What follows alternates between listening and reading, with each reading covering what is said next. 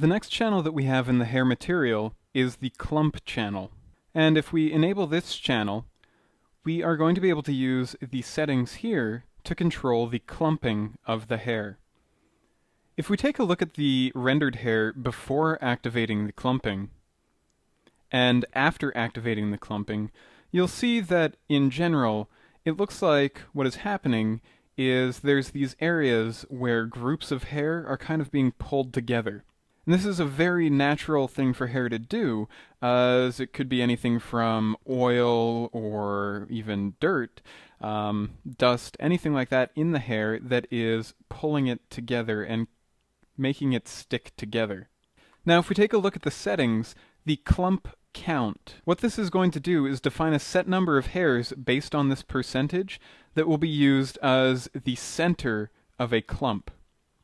So what is this 10% of?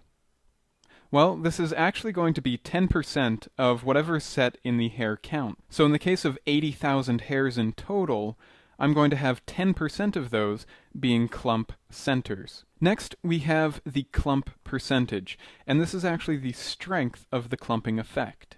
So 10% means that the hairs are only going to be pulled towards the clump center with a 10% value, so they don't really pull together that much. If I was to set this to 100%, it means that the hairs are going to be pulled into a definite clump. So if we do a render with 100%, the hairs are really pulled towards those clump hairs, or the clump centers. So here's 10% and 100%. The next option that we have is a radius, and this is going to define how far from the clump center the hair object is going to search for hairs to be included in the clump. So all of these values here are going to be working in conjunction with each other. And you're going to have to find a balance between the count and the radius. Like if you had 100% in here for the clump centers, you're not really going to have any chance to do any search for a radius because everything is going to be a center. There's not going to be any hair that can clump towards a center. So you have to make sure that you're finding some sort of balance between the count and the radius. The next option is twist. With the twist parameter, you can set in a degree value.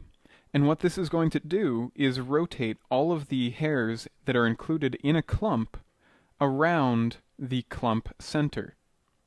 So if we set this back to something like 10%, and then for the clump strength, let's say maybe 60%, and a radius of 2 inches. And then we can set some variation here. Let's say the 10 is fine. We'll go with 1 inch variation and a 30% or 20% variation on this 45% twist. Now we can also increase the twist, really to whatever you want to use, and then we can render. So with that rendered, you can now see that we have some clumps of hair that are being created, and they all seem to have a little bit of a twist or a curl to them. Now, just to kind of show off the count a little bit better, we can take this 10% and set it to something like 5% and render again. So with that rendered, we can jump back to the other version, and you'll notice that there isn't a whole lot of difference between the two versions. And so this is really showing off where the clump count is fighting with the radius. So what we can do is maybe set the count to something far less, and the radius to something less as well, maybe 0.5 inches. And we will render again. So with that render finished, you can now see that there are definitely less clumps formed because the count and the radius are not battling each other anymore. So here we have the original values, and here the adjusted values. We then have a drop down for clumping. And in this drop-down, we have some more advanced options for controlling the clumping of your hair. The first option that we have here is a limit, and this is going to limit the number of hairs that can be included in a clump. One thing to note is this is also going to be working in conjunction with the radius and the count.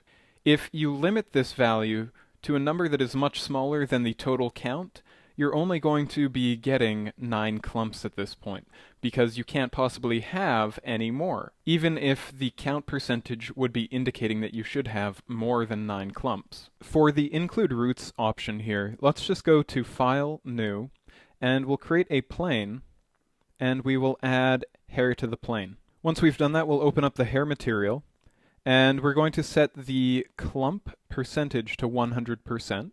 So this is a very strong clumping effect. And then we're going to control the spline graph here. And we're going to set this to 100% at the root and 100% at the tip. The other thing that we'll need to do is make sure that we enable the clump in the channels here. And then if we render, you'll see we get hair clumping together. Now the hair is staying in place where the roots are, so it's going from the root and trying to clump together at the tips. Now if we choose Include Root and render again, you'll see that some of the hairs shift at the base.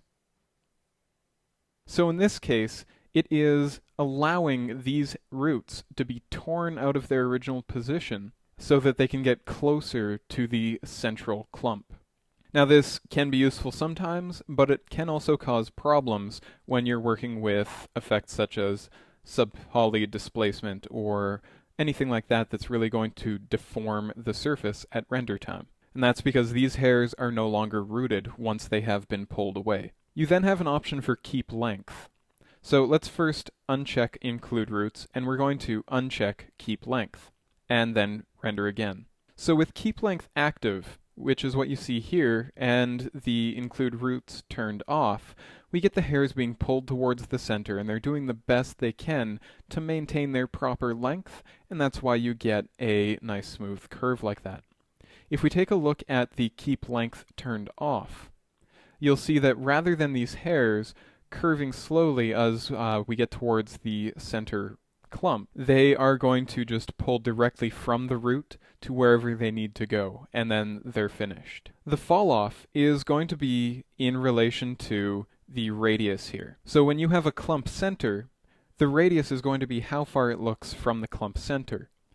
And then the fall off here is going to describe how the strength of that is going to fall off from the clump center. So at the very clump center here, we have 100% strength. And then at the edge of the clump center, we would have 0%.